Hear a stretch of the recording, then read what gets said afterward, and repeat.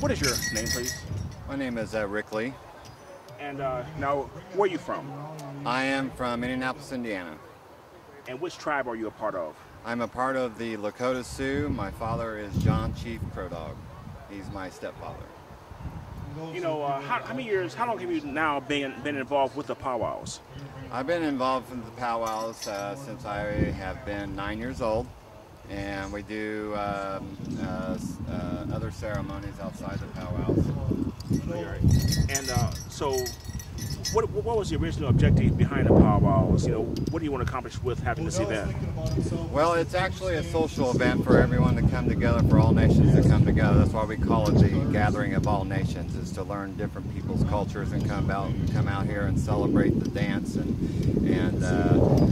some people call it reenactment of what it used to be back in the old days, you know, on the reservations and stuff. So.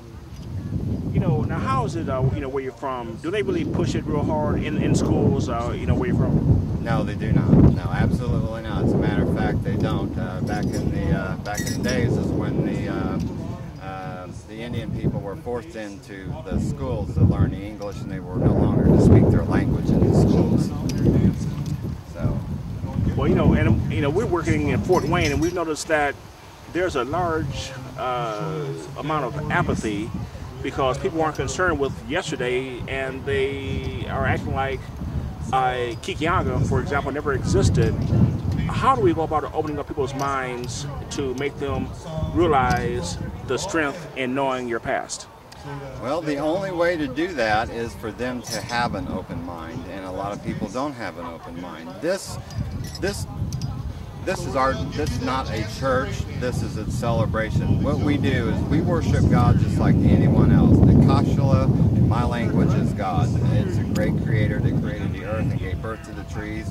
And it's just, people have to open up their minds. You know, it's not a Baptist church, it's not a Catholic church. It is a worship of the Great Spirit, which we call God. God created the earth, and it says that in the Bible as well, as God created the earth. But Jesus came and gave, you know, and was an example of him, and gave him, you know, I don't know how you want to say it, but gave him, you know, the word, you know, basically.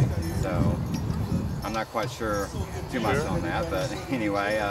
We live a life outside of this. We do the Native American Sweat Lodge.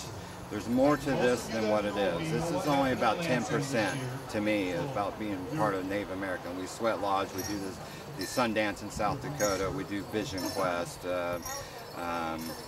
we do weepy ceremonies and things like that. And then we do this every 2 weeks, you know, I mean. Every 2 weeks where? Well, in Indianapolis, we sweat lodge every 2 weeks, religiously, if it rains, snow, sleet, hurricanes, whatever. And it's a time for prayer. It's a time for prayer for people, prayer for your families.